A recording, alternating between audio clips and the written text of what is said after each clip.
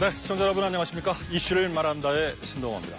최근 우리가 먹고 있는 식품 그리고 의약품에 대한 국민들의 불안감이 고조되고 있습니다.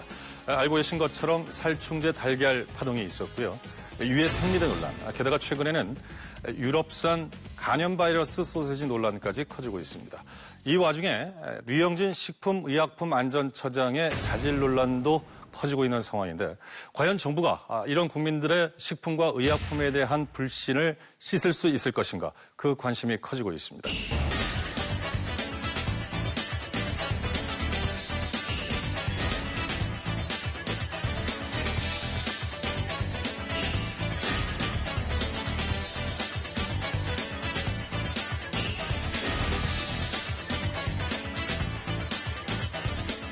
앞서 말씀드렸던 것처럼 최근 류영진 식약처장에 대한 자질 논란이 뜨거워지고 있습니다. 제대로 된 업무 파악을 하고 있는가, 책임 떠넘기에 급급하고 있지 않는가, 이런 야당의 비판이 있는 상황이고요. 이에 대해서 청와대 비서실장인 임종석 실장은 좀 더 지켜봐달라, 이런 언급을 내놓았습니다. 이 상황을 어떻게 봐야 되는지 네 분의 의견을 먼저 듣고 시작하겠습니다. 박사님이 먼저 시작해 주실까요? 네, 이게 사실 식약처장 된 지 얼마 되지도 않았고 행정 경험도 없기 때문에 사실 계란 문제가 갑자기 문재인 정부의 책임이다라고 할 수는 없으니 뭔가 좀 시간을 좀 줘야 되지 않느냐, 이런 그 주장에 저도 사실 동의를 했습니다. 예. 인간적인 측면도 있고. 그런데 아무튼 이제 국회에 출석하는 빈도가 늘어날수록 이제 이분에 대한 비토가 커지는 것 같아요. 보통 이제 위기가 있으면 첫 번째는 지도자가 할 수 있는 게 아주 이제 꼼꼼하면서 면밀한 팩트 파인딩, 현황 파악을 해야 되지 않습니까? 두 번째는 상황을 장악해야 됩니다. 그 다음에 이제 위기 때의 리더십은 탑다운 방식이죠. 강력한 지휘력을 통해서 이제 위기를 이제 수습하는 과정인데, 이분은 100번 양보하더라도 리더십 교육이 전혀 안 돼 있다. 또 정무적 훈련이 전혀 안 돼 있다. 그래 보면 제일 황당한 게 총리가 짜증을 내셨다. 이낙연 총리께서 파악 안 됐다고 질타하셨다는데 이거 어떻게 된 경위인가요? 변동희 대관이 국무총리께서 좀 짜증을 내셔서 그 직원들이 조금 소홀히 한 부분들은 좀 있었습니다. 제가 좀 조직을 좀 개선시켜서. 조직이 소홀하다 그러면은 본인의 잘못을 직원들한테 돌리시면 안 되죠. 왜 직원이 괜찮다고 그래서 읽었다.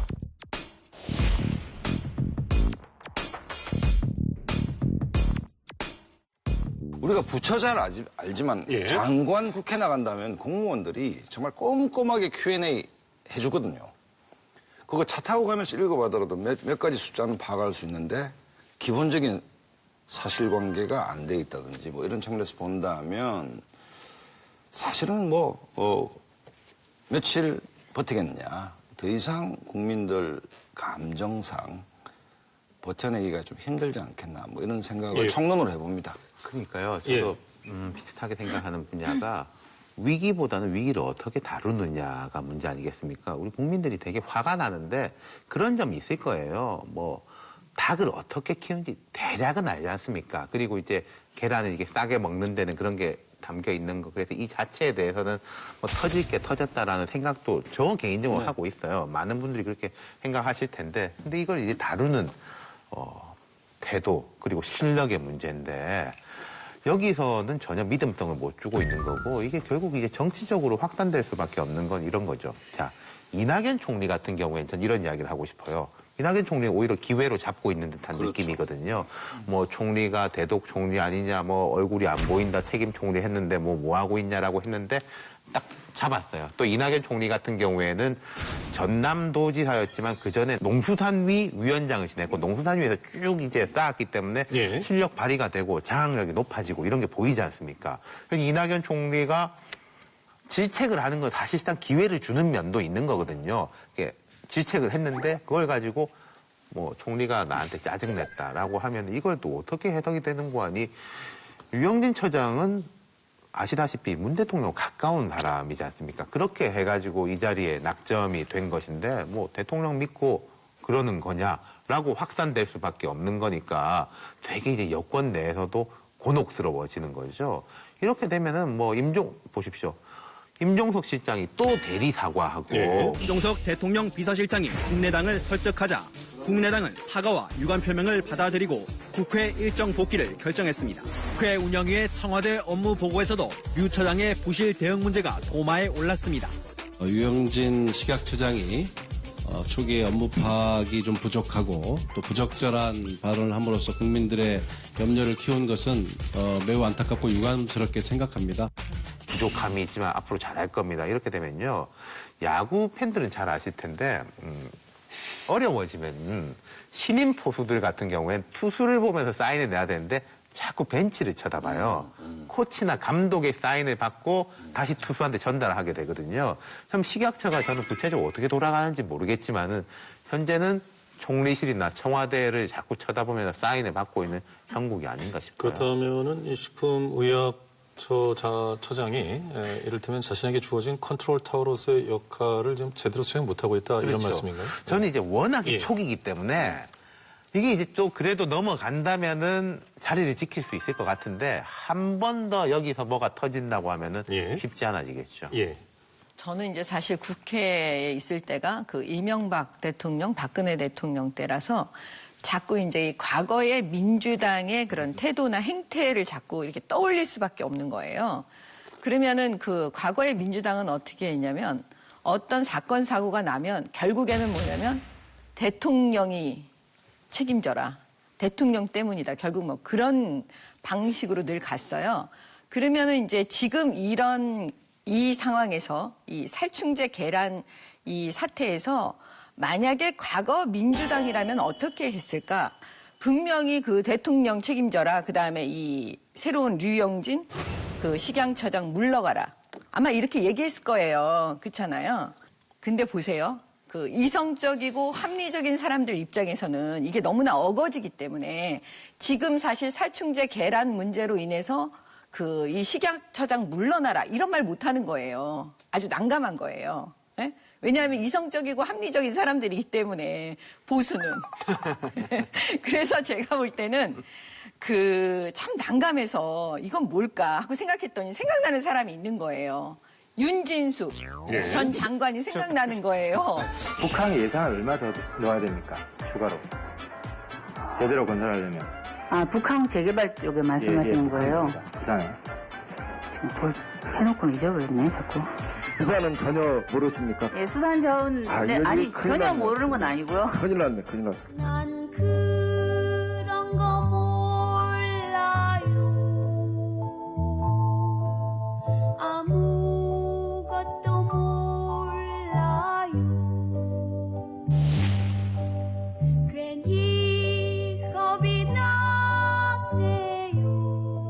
결국 이게 이제 정실 인사, 낙하산 인사 뭐 이런 말을 우리가 하는데 유영진 지금 처장을 이렇게 임명한다고 했을 때 초창기부터 문제가 많은 제기됐었어요. 그러니까 이렇게 사실 약사하던 분을 데려와가지고 일이 되겠느냐 또는 뭐 반대로 옹호하는 논리들은 믿는 구석이 있으니까 되는 거 아니겠느냐 이런 어떤 논란의 중심에 있던 인물이었는데 정작 이제 사건이 딱 때맞춰 또 이제 까마귀 날짜 배 떨어진다고 딱 이렇게 이루어진 거죠. 근데 그 대처하는 모습들이 우려했던 목소리에게 힘을 실어주는 방식으로 대처를 해버린 거죠. 이와 관련돼서 뭐 인사 문제까지 또 거슬러 올라가는 역효과가 발생하고 있기 때문에 저는 이걸 또 너무 과도하게 또 정치적으로 문제를 삼아가지고 이 유 처장의 어떤 그런 능력 문제를 뭐 인사 전체의 문제로 확대한다 이런 것들은 크게 저는 동의하지는 않지만 그럼에도 불구하고 이번 식약처장과 관련된 이 문제들은 말씀하셨던 안전, 식품 안전과 관련된 국민의 관심들이 지대하기 때문에 제대로 해결하고 넘어가야 된다 이렇게 생각을 합니다. 핵심은 뭐냐면 이분이 앞으로 잘할 것 같지가 않다는 거예요. 우리가 볼 때는 좋아. 이거는 이 사태가 그럼 벌어졌어. 그럼 이걸 수습을 하고 그럼 미래는 어떻게 나갈 거냐 이거잖아요. 그럼 미래에 이 사람이 잘할 것 같지가 않아요. 왜냐? 겉으로는 전문가인 것처럼 아무튼 약사라는 타이틀이 있잖아요. 근데 이분이 과거에 이제 한 게 다 나오잖아요. 뭐 그럴 수밖에 없는 게 그런데 예를 들면은 선거 운동을 도와주고 선거 운동을 뭐 측면에서 지원하고 여러 가지 할 수 있죠. 뭐 자기가 좋아하는 사람을. 근데 이분이 선거 운동을 도와줬을 때 그 SNS상에 올린 거 보셨습니까? 똑같이 SNS에 뭘 올리고 도와줘도 이분이 이렇게 해요. 패류나 홍준표가 대통령을 해요. 최순실이 전속 호스트 5명을 데리고 놀았다는데 박근혜 빼고 혼자만 놀았다면 참 의리 없는 뭐 X 뭐 예를 들면 선정적이네요. 네, 이런 걸 올린 분이에요. 그러면 우리가 봤을 때 그분이 우리의 장관이라면 우리 국민들께서 아, 참 잘 뽑았다. 아, 참 훌륭하네. 과연 이러실 수가 있냐 이거예요. 그래서 제가 볼 때는 전문가 아닌 전문가를 전문가 영역에다가 인사를 해버리면 이건 분명히 사고가 날 수밖에 없거든요. 아니 그러니까 거기에 대해서 쓴소리를 할 수 있죠. 저는 이제 왜냐하면 이거는 조금 제 생각은 이 개인적 생각은요. 현 정부가 조금 이 식약처와 관련된 그런 업무들에 대해서 조금 과소평가한 거 아닌가 이런 생각이 든다는 거죠. 이게 사실 굉장히 중요한 문제고 금방 이야기하지만 지금 국민들의 실생활과 관련돼서는 앞으로 이런 일이 계속 터져 나올 겁니다. 그리고 이거는 한국이 갖고 있는 어떤 제도적인 문제와도 관련이 있기 때문에 좀 쉽게 봤기 때문에 이렇게 어떻게 보면 이제 경험이 없는 분을 앉힌 거 아닌가 하는 생각이 들기도 하거든요. 그래서 이런 부분들도 조금 앞으로는 개선이 돼야 되겠죠. 유영진 처장을 위해서 굳이 변명을 하자면 부산이라는 지역에서 진노는 뭔가 저도 부산 출신이지만 사실은 과거 노무현 대통령 때는 독립운동하는 것과 좀 비슷했고 상황이 조금 나아졌지만 친문도 뭐 비슷합니다. 사실은 부산에서 문재인 대통령을 지지 활동했다는 것은 아마 서울에서 문재인 대통령을 지지 활동하는 것과 비교를 하면 상당히 고단했을 거예요. 여러 가지로. 그런 측면에서 이제 보원 인사를 했다. 전문성이 아예 없냐. 약사 출신이니까 있지 않습니까? 또 대한약사의 부산 지회장까지 했으니까 뭐 그런 측면은 있어 보이는데 그럼에도 불구하고 이른바 그 행정조직의 수장이 되기에는 너무 준비가 안 돼 있다, 진짜.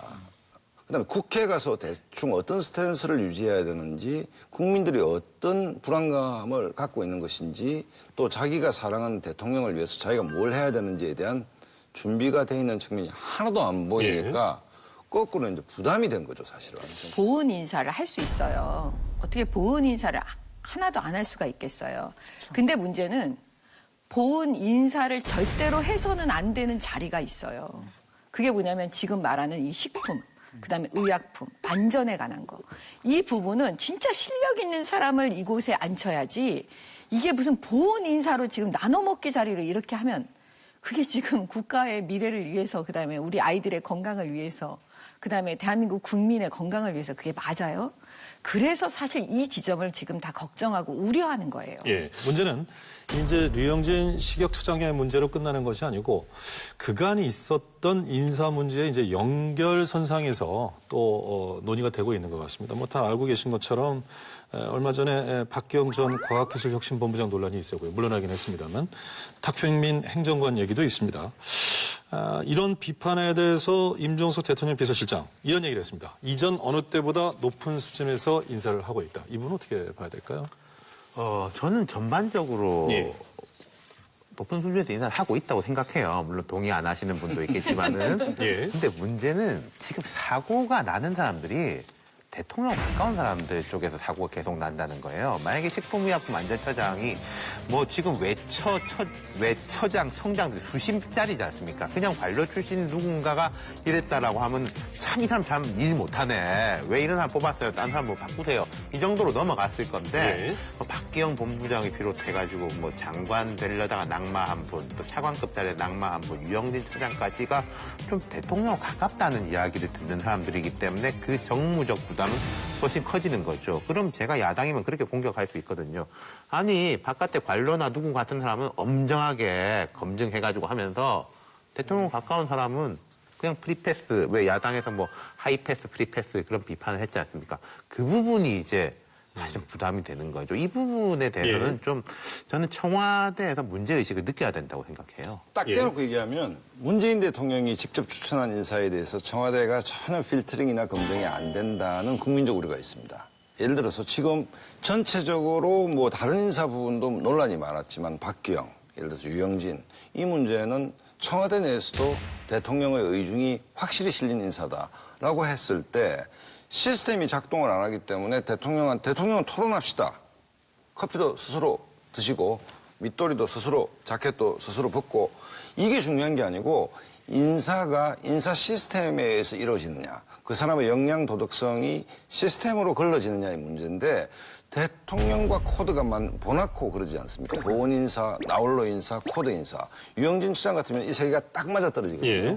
그러면 예를 들어서 이게 최소한의 필터링 시스템이 있었다면 인사수석실이나 그다음에 뭐 인사위원회라든지 그 청와대도 하겠다 그랬잖아요, 인사위원회를.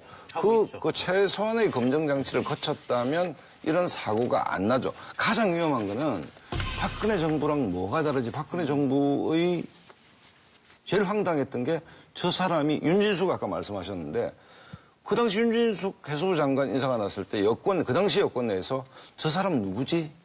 어떻게 됐을까? 또 기자들이 취재를 해보니 당대표 시절에 무슨 행사를 갔는데 연구원 한 명의 여성이 제법 또박또박 얘기해가지고 박근혜 대통령 수첩에 윤진숙이라는 이름이 기록돼 있고 느닷없이 본인도 모르고 왜 됐는지 그 사람을 장관시켰다. 거기에 참사가 일어났지 않습니까? 예. 그러니까 박근혜 정부하고 다르다라고 문재인 정부가 얘기를 하려면 합리적 시스템에 의해서 인사검증이 작동이 돼야 되는데 특히 대통령의 관심 인사에 대해서는 전혀 시스템도 없고 대통령 앞에서 노라고도 할 수 없다면 그건 소통이 아니고 쇼만 하는 거죠, 사실. 사실 뭐 이제 탕평 인사를 지금 문재인 정부 내걸고 있는데 예.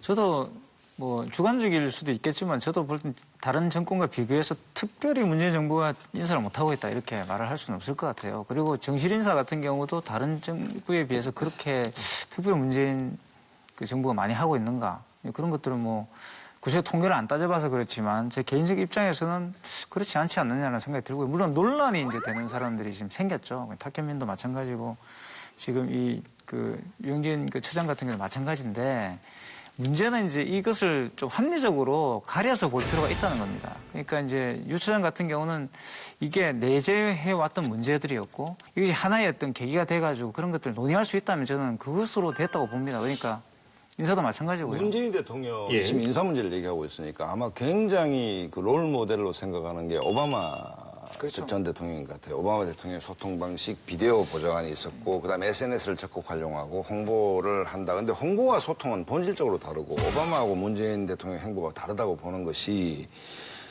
오바마가 취임 14일 만에 그 톰 대슐 보건장관 탈세 문제가 있었습니다. 언론이 제기가 됐고 낙마를 했습니다. 그때 오바마의 반응은 뭔가 하면 내가 실수했다. 다시는 이런 일이 없을 것이다. 라고 정확하게 사과를 했습니다. 예. 그다음에 오바마의 핵심 정책 오바마 케어에서 그 웹사이트가 먹통이 됐을 때도 뭐라고 했냐면 우리가 실수했다. 나는 완벽하지도 않고 완벽한 대통령이 될 수도 없다라고 얘기를 했습니다.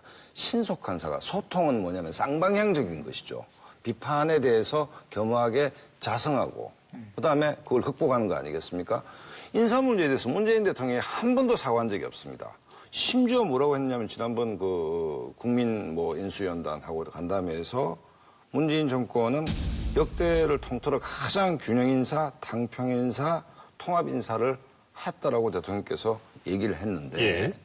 유인태 의원이 바로 받아쳤습니다. 굉장히 오만하다라고 얘기했습니다. 유인태 의원이 누굽니까? 노무현 정부 때 정무수석을 했고 그다음에 진보 진영에서 굉장히 큰 정치인입니다. 이 부분을 문재인 대통령이 귀담아 들어야 된다라고 저는 보는 것이 소통을 잘했다라고 굉장히 자부하는 것 같은데 정작 비판적 진영 입장에서 문재인 대통령이 뭘 소통을 했지? 예를 들어서 야당의 비판은 보여주는 것은 잘했다. 홍보와 쇼를 잘한지는 모르겠지만 진짜 소통했냐? 진짜 소통이라는 것은 잘못한 것은 잘못했다 하고 그다음에 앞으로 이걸 극복해서 이렇게 가겠다는 것이 소통 아닙니까? 오바마 대통령은 소통을 했다면 사실은 그걸 닮아가려고 노력하는 문재인 대통령은 소통이 아니고 쇼통을 하는 거죠, 지금. 그래서 탁현민 씨를 그렇게 왜 애지중지하면서 있겠어요. 쇼를 해야 되니까. 아니, 그래서 제가 왜 그런 얘기를 하냐면 여성가족부 장관이 했던 말을 잘 새겨들어야 돼요. 그 탁현민 씨에 대해서 계속 얘기했지만 무력함을 느꼈다 뭐 이런 비슷한 취지로 얘기하신 걸 제가 봤는데 그거를 그냥 흘려들으면 안 된다는 거예요. 제가 볼 때는. 그렇죠? 그래서 왜 그 탁현민 씨에 대해서 그렇게 그 집중하고 애지중지하고 왜 버리지 못하고 그다음에 장관의 그 여성가족부 장관의 말도 무력화시킬 정도로 왜 그러느냐.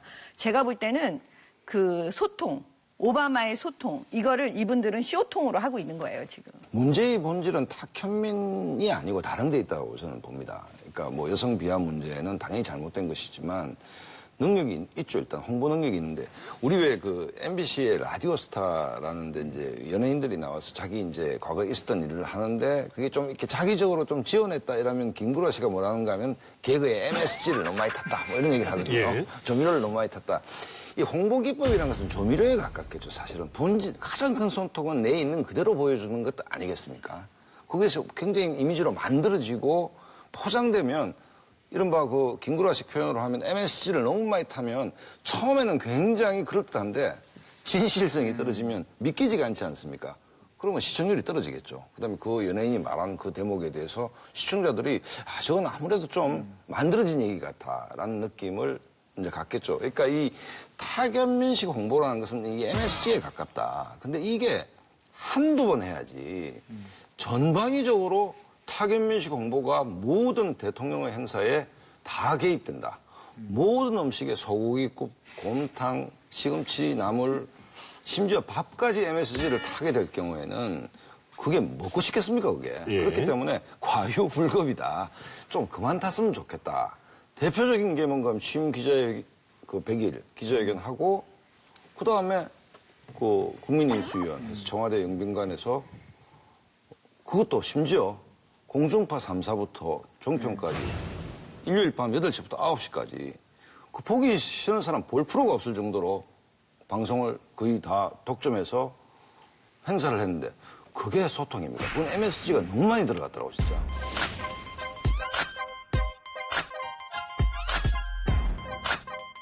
지금까지 대체로 이러지 않습니까? 뭐 비판적으로 보는 쪽에서 쇼만 잘하네. 근데 이게 쇼는 잘한다는 뜻이잖아요, 거기는. 근데 이 쇼가 이상하네. 라고 되는 순간에는 거치가 어려워질 그렇죠. 거예요. 지금 이제 소장님께서 그 부분에 대해서 지적을 하기 시작했는데 쇼만 잘하는 쇼는 잘하고 쇼를 못하지 않는다는 건데 이 쇼가 못해지는 순간이 탁현민 행정관이 아마도 거치가 뭐 이렇게 되는 아니, 그러니까 타견민 행정관은 홍보 전문가입니다. 잘하는지 못하는지 뭐 그건 이제 그 보는 사람의 판단인데 홍보라는 것은 상품이 좋아야 그렇죠. 좋다는 전제에서 이 상품의 훌륭한 그 질을 객관적으로 제대로 알릴 수 있는 것이 홍보 아닙니까? 그런데 일본 화가자처럼 굉장히 화려한데 열어보니까 아무 내용이 없다.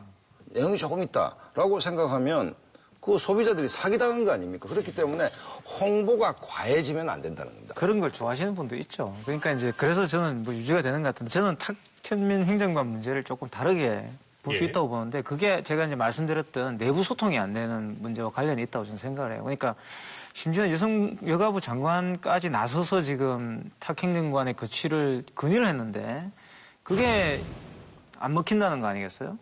그게 저는 이제 내부의 소통이 이제 안 되고 있다라는 걸 보여주는 것이고 그래서 뭐 조만간 어떻게든 이게 내부 소통과 관련돼 가지고 청와대가 한번 조금 생각을 해봐야 되지 않겠냐. 알겠습니다. 근데 이제 그 최순실 씨가 없으면은 그 대통령 박근혜 대통령이 불안해했던 것처럼 그러면은 그 주변 사람들이 최순실한테 검토를 해야 돼요. 그래서 제가 볼 때는 이게 뭐냐면 그 공식 직함을 얻은 최순실의 역할을 탁현민 씨가 결국은 하게 되면 그건 못 나요. 탁현민 씨가 계속 이제 애지중지해야 되는 거예요. 그 사람의 의견을 반드시 들어야 되고 그 사람한테 검증을 받아야 되고 한번 스크린을 해달라고 하고 이게 되면 이제 장기간 되면 어떻게 되냐면 그 사람이 없으면 안 되는 거예요. 그러다 보면 어떻게 되냐면 권력은 참 묘한 거예요. 그러면 어떻게 되냐 흘러가요. 그럼 지금은 대놓고 인사를 못하지만 나중에는 이제 대놓고 이것까지 하다 보면은 결국엔 사고가 나죠. 이게 무슨 이 사람이 뭐 소득주도 성장이라든지 예컨대 무슨 인사라든지 이런 거하고는 분리돼 있는 역할을 하는 사람이거든요. 근데 탁이 이렇게 세다. 라고 하니까 이게 막 틀어가지고 하는데 그것은 좀 적절치가 않을 것 같아요. 그거는 제가 좀 반론을 하면 세상의 인심은요. 기가 막히게 힘이 누구한테 있는지 압니다. 권력은 어디에서 나온다고 우리가 흔히 얘기하죠. 거리에서, 최고 권력자하고의 거리에서 나온다고 얘기합니다. 그러니까 타견민 행정에 문제가 있다 없다보다 너무 타견민이 두드러져 보인다. 그다음에 정미경 의원이 아까 말씀하셨듯이 모든 VIP 행사에 대해서 필터링은 만약에 홍보 파트에서 한다라고 했을 때 지금까지 무슨 문제가 있었다기보다는 권력이 집중될 수밖에 없는 구조 아닙니까? 세상의 인심은 정확하게 합니다. 아마 그렇기 이런 때문에 얘기를, 그 우려를 전달하는 거죠. 이제 이런 우려를 잠재울 수 있도록 해달라는 어떤 경책의 의미로 네. 저희가 논의하는 것을 정리를 하겠습니다. 다음 주제입니다. 불법 정치 자금을 받은 혐의로 실형을 선고받았었죠. 2년간 복역했던 한명숙 전 국무총리가 만기 출소했습니다.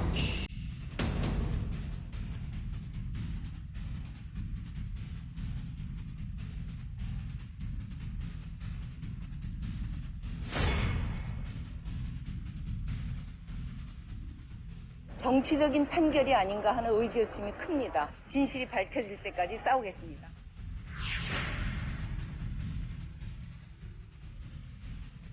노무현 대통령님으로부터 시작된 정치 보복이 한명숙에서 우리가 그토록 배격하고자 하는 국악 중의 국악입니다. 재판이 잘못된 것이라면 국정조사 제안해 주십시오. 여당은 한 전 총리와 관련해서 정치 보복의 피해자다 이렇게 주장을 했는데 이것과 관해서 지금 뜨거운 논란이 일고 있습니다. 자, 어떻습니까? 무리한 수사, 부당한 재판의 결과인가? 아니면은 법치주의를 흔들 수 있는 위험한 태도인가? 어떻게 봐야 될까요? 무리한 수사까지는 저는 뭐 완전히 맞다고 생각합니다. 예. 이게 2009년에 기소가 돼가지고 2015년에 최종 판결이 났으니까 6년을 끌어왔고 제가 그 전반부에는 기자 생활을 했는데 완전히 무리한 수사였었죠. 첫 번째는 이제 대한통운에서 뭐 5만 불 뭐 이게 사실은 되게 무리한 수사여가지고 1심 아마 판결이 되기 전날에 2차 기소가 됐을 거예요. 비유하자면은 뭐 음주운전 뭐 딱지 단속으로 하는데 앞차 뒷차 다 보내주고 2차만 몰래 따라가고 이전에서 또 CCTV 다 옆에 틀어놨던 거 가지고 와가지고 샅샅이 뒤져가지고 기소를 2번 한 것인데 무리한 수사라는 데는 제가 100% 동의를 하는데 판결까지도 그러한가라는 거는 저는 좀 애매합니다. 왜냐하면은 결과만 말씀드리자면은 이게 뭐 1심, 2심 왔다 갔다 했지만 대법원에서 13명의 대법관이 뭐 지금 여권에서는 이 대법관도 갈렸었다고 하는데 그건 이제 맞는 말이 아닌 게 8대5로 갈린 부분은 8억 8천만 원인가 전체를 불법 정치 자금으로 보는 데는 8대5로 갈렸었는데 3억 원 부분에 대해서는 13대 0이었었거든요.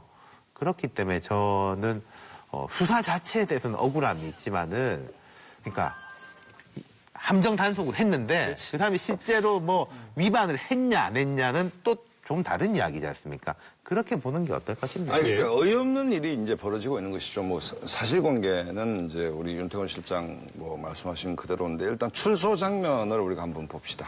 이해찬, 뭐 문재인 정부의 그야말로 뭐 그 멘토 아닙니까? 그다음에 우원식 원내대표 등 해서 그야말로 그 민주당 문재인 정부의 핵심 인사들이 대거 새벽에 구치소 앞에 포진을 합니다. 그 다음에 마치고 마침 식사도 같이 했다는데 그 다음에 추미애 대표가 참 이 사법 적폐의 대표적인 사례다. 그렇기 때문에 사법개혁을 해야 된다라고 얘기를 합니다. 그 다음에 더 나아가서 집권여당 민주당 홈피에 저는 그렇게 살아오지 않았습니다라고 쫙 떠듭니다. 유관순 누님이 감옥에 나오신 것도 아니고 100번 양보하더라도 뭐 검찰의 기소 단계에서 억울한 측면이 있을 수 있다 하더라도 돈을 받았고 실형을 사는 것 아닙니까? 반성과 처음에는 볼 수가 없고 영웅이 귀환한 것 같은 모습들을 그것도 사적인 기자들의 질문에 답하는 형식도 아니고 집권당의 홈피, 집권당 대표의 말을 통해서 나왔을 때 상식을 가진 국민은 어이가 없는 것이죠. 3심 재판인데 그러면 추미애 대표가 말하는 사법개혁은 우리가 야당일 때 억울하게 맞았으니까 이걸 복수하는 게 사법개혁입니까? 정치인들이 왜 정치인인가라는 생각이 들더라고요. 국민들을 보고 맨날 그 법을 지켜라라고 이야기하고, 그죠? 국민들 보고는 이렇게 선진국민이 되라고 이렇게 요구하는 그런 나라가 그 나라의 일을 하신다는 분들이 왜 이렇게 나올까라는 생각이 좀 들어 저는 굉장히 화가 났어요. TV를 꺼버렸는데 뭐 열받아 추미애 대표가 그 발언하는 걸 보고 저는 너무너무 황당해. 이분은 판사까지 하신 분이 이거 왜 이럴까 하는 생각이 들었고 물론 분명히 민주당 입장에 억울합니다. 근데 그것과 나라가 제대로 되는 것은 엄연히 다른 문제거든요. 자기들의 명예를 회복하는 것과 그런데 그것을 국가적 과제로 이렇게 포장을 하면서 뭔가 이렇게 밀고 나가면 과거에 그런 민주화 운동 과정 중에 지금 택시 운전사라는 영화가 지금 뭐 1000만도 넘고 지금 많은 국민들이 광주에 대해 예. 새롭게 지금 발견하고 있는데 그런 분들에게 너무 미안하지 않겠어요? 지금 솔직히 말해 자기들의 명예회복을 위해서 역사를 팔고 있는 거 아닙니까? 이런 게 좀 화가 났고 개인적으로는. 그럼 그 판결에 대해서는 솔직히 말해 승복을 해야 되는 것이고 이 부분 반성을 해야 되는 거예요. 그러니까 우리는 앞으로 그러지 않고 정치개혁과 더불어 사법개혁을 해야 되지 않냐 이렇게 말을 한다든가 본인들 개혁에 대해서 이야기를 해야 될 판인데 왜 남에게 공을 던져가지고 사법개혁이라는 것을 은근슬쩍 물타기를 하고 있냐는 거죠. 지금 교수님한테 되게 놀라고 있어요. 아, 교수님 이런 사람이었구나. 제가 그런 사람이에요. 저는 사실은 제가 이제 법으로 공부하고 젊은 시절부터 이제 이 전문가로서 이제 이 길을 걷는 사람으로 아, 정말 참담해요. 지금 추미애 대표하고 그다음에 이 정치 지도자라는 사람들이 하는 얘기를 들어보면 무슨 생각이 나냐면 이거예요. 일단 우기죠. 사법 부재래요. 네. 이것도 판사를 했던 분이 막 그런 얘기를 하잖아요. 그렇죠? 일단 우기는 거예요. 그다음에 판사들하고 검사들은 늘 정치적으로 중립해라. 이게 사실은 요구되어지는 헌법의 정신인데 예. 민주당 편을 들어라. 민주당 편을 들지 않으면 그거는 적폐다. 지금 이런 사인을 협박으로 그냥 다 지금 하고 있는 거예요. 본인들이 무슨 짓을 하고 있는지 알고 하는 건지 모르고 있는지 모르겠어요. 왜냐? 이 사건은 결국 두 가지로 나눠볼 수가 있어요. 미화 5만 불을 받았느냐. 그다음에 9억을 받았느냐. 그런데 미화 5만 불에 대해서 왜 무죄가 났는지 아십니까? 돈을 준 사람은 줬다고 얘기해요. 검찰에서도 그렇게 말했고 법정에서도 그렇게 말합니다. 다만 우리의 법 원칙상 증거법상 보강 증거가 있어야 되는 거예요. 근데 다른 보강 증거를 찾지 못했던 거예요. 그래서 이 부분은 무죄가 난 거예요. 그럼 나머지 9억이 있잖아요. 이 9억에 대해서 생각을 해보세요. 대법원에서 13명 전원 합의체로 3억에 대해서는 인정을 하고 나머지 6억에 대해서는 8대5로 인정을 받는 거예요. 근데 그 3억에 대해서 왜 13명이 전원 합의체로 대법원에서 인정을 했는지 아십니까? 핵심은 이거예요. 어떤 건설업자가 한명숙 전 총리한테 9억을 줬는데 세상에 증거를 찾다 보니까 그 회사 명의로 1억 원 수표가 한명숙 전 총리의 동생의 전세자금으로 쓰여졌어요. 그건 진짜 움직일 수 없는 증거잖아요. 그렇죠? 그 다음에 뭐냐? 그 건설업자가 아프니까 병문안을 갑니다. 한 전 총리가. 그리고 그 다음날 2억 원을 줘요. 근데 그거에 대해서 뭐라고 얘기하는지 아세요? 여비서가 개인적으로 그 건설업자로부터 빌린 돈이라고 얘기해요. 그러면은 핵심은 뭔지 아십니까? 다른 걸 다 떠나서 한명숙 전 총리는 거짓말을 한 거예요. 왜 건설업자로부터 돈을 받아요? 그러면 그거부터 잘못했다고 해야 되는 거잖아요. 그렇죠? 증거가 다 나왔는데도 계속 거짓말 하는 거잖아요. 예. 인정 안 하고. 그다음에 또 이것도 이제 핵심적인 거는 뭐냐면 그때 당시에 지금의 문재인 의원, 문재인 대통령, 그다음에 민주당의 모든 의원들이 한명숙 전 총리 대법원 확정 판결 때 하신 말씀 다 기억하십니까? 정치 보복이라 그러고. 응? 그다음에 뭐 검찰도 죽고 뭐 법원도 죽고 정의는 죽었고 막 이런 취지의 얘기들을 막 쏟아냈잖아요. 그다음에 재심 청구한대요. 근데 지금 재심 청구했나요? 재심 청구 안 했어요. 이 정도 되면은 특검 해야죠. 그쵸? 억울하면. 그다음에 이 정도 되면 뭐야? 국정조사 해야 돼요. 왜? 이제는 여당이 됐으니까. 이제는 대통령이 되셨으니까. 근데 왜 그거 안 합니까? 결국 이게 민주당의 후폭풍에 대해서 돌아올 겁니다. 이거를 계속 밀고 나가면. 저는 추미애 대표가 왜 그렇게 했는지 솔직히 잘 모르겠어요. 왜 그렇게 했는지. 설령 뭐 그런 마음이 있다 하더라도 이걸 굉장히 좀 전략적으로 처리를 했어야 되는 문제인데 이제 그런 식으로 가버리면 결국 이게 후폭풍으로 돌아와가지고 신뢰를 굉장히 떨어뜨리겠죠. 많은 부분에서. 예. 국민들의 생각과는 상당히 온도차가 있다. 여당 대표라고 한다면은 제가 생각할 때 대한민국 정치인 중에서 책임윤리의 엄중성은 넘버 2예요. 대통령 1번, 여당 대표 2번. 그럼 여당 대표 추미애 대표가 지금 느껴야 될 책임윤리는 무엇인가? 뭐 검찰개혁, 사법개혁을 잘 이끌어내는 거 아니겠습니까? 그럼 만약에 이 사건을 한명숙 전 총리의 출소를 검찰개혁과 사법개혁 쪽으로 어떻게 잘 연결시킬까 생각한다면은 제 생각에는 억울함이 있을 수 있지만 우리는 말을 안 하겠다. 라고 하면 이게 제3자들이 사실은 이게 함정 단속이었고 이렇게 심해 꼴게 뭐 여론이 또 올라올 거 아닙니까? 그런데 아이고 또 여당이 됐으니까 오히려 말을 못 하는구나. 참 억울하다. 이런 여론이 올라오게 만드는 게 책임 윤리에 대한 것이거든요. 근데 신념 윤리를 너무 앞세우다 보니까 이 일이 어려워지는 게, 자, 이제 김명수 대법원장 후보자부터 대법관들 줄줄이 인사청문회 하는데 야당 의원들이 물어볼 거 아닙니까, 이거. 당신 어떻게 생각하냐. 그럼 이 김명수 대법관 후보자는 물론 그렇게 말할 것 같아요. 개별 사건에 대해서 말하는 게 적절치 않다라고 하겠지만은 이걸 뭐 잘했다고 하겠습니까? 못했다고 하겠습니까? 말하자면 개혁의 주체들을 더 부담스럽게 만들고 있다는 게 문제인 거죠.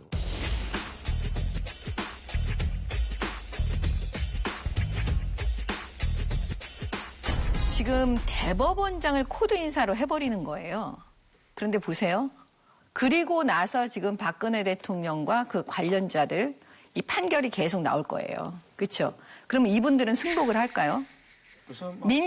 민주당식으로 해버리면 지금 승복 안 합니다. 이거야말로 정치 보복 판결이라고 나오고 사법부재라고 똑같이 지금 얘기할 거거든요. 그러니까 우리가 미꾸라지 한 마리가 우물 더럽힌다는데 오늘도 대한민국에는 수많은 재판이 있고 수많은 기소가 있을 겁니다. 수많은 평검사들이 고생하고 평판사들이 고생할 겁니다. 최근에 재밌는 사건이 최경환 의원이 뭐 이제 기소된 거 있잖아요. 뭐 취업해가지고. 근데 이제 그 최경환 의원이 자유한국당 최경환 의원이 뭐라고 했냐면 좀 공정하게 재판을 좀 진행해달라고 부탁드린다고 얘기하니까 판사가 뭐라 했냐면 공정하게 할 테니까 공정하게 해달라고 좀 부탁하는 전화 좀 하지 마세요 했습니다. 수십통이 왔다. 굉장히 재밌는 장면이죠. 그러니까 그 판사는 누군지는 모르겠으나 굉장히 올곧은 판사라고 생각합니다. 뭐 중진 의원을 상대로 이렇게 일갈할 수 있는. 그러니까 그런 판사들이 대부분이겠죠, 사실은. 고생하고 묵묵히. 또 검사들도 정치검사 있겠죠. 하지만 대부분의 검사들은 이런 뭐 그 민생검사들이고 뭐 이렇게 고생하고 박봉에 하고 있지 않겠습니까? 굉장히 검사돼서 돈 많은 집에 결혼하고 이런 검사들은 눈에 두드러져서 그렇지 한두 명일 것이고 대부분의 사람들은 뭐 그렇게 묵묵히 자기 일을 지키겠죠. 그렇기 때문에 대한민국이 이제 유지되는 겁니다. 그런데 이제 이런 두드러진 뭘 하나를 보고 얘가 이렇기 때문에 얘 너무 정치적이기 때문에 검찰은 갈아엎어야 돼. 더 나아가서 너 우리 힘없을 때 우리를 괄시하고 멸시했지. 너를 잡는 것이 개혁이야. 이거 황당한 얘기 아닙니까? 그러니까 문재인 정부에서 이 악순환의 고리를 좀 끊어줄 필요가 있다. 그게 문재인 정부가 정말 성공한 길이라고 저는 생각합니다. 그런가 하면은 국민의당 전당대회 일요일 오늘입니다. 안철수, 정동영, 천정배 그리고 이현주 후보의 격돌인데 누가 당 대표가 되느냐에 따라서 국민의당의 향로 그리고 또 정계 전체에 미치는 영향을 좀 저희가 짚고 넘어가야 될 것 같습니다. 한 말씀 직접 부탁드리겠습니다. 우선 지금 그 국민의당 전당대회에 대한 미디어의 관심, 일반 국민의 관심, 또 전문적인 정치 평론가의 관심이 덜합니다. 굉장히 낮은데도 불구하고 또 정작 그 당내 당원 투표율은 또 굉장히 높은 그 이중성을 좀 보이고 있는데 그게 좀 그 안철수 후보가 이제 출마함으로써 효과라고 봐야 될 것 같은데 결국은 이러봅니다.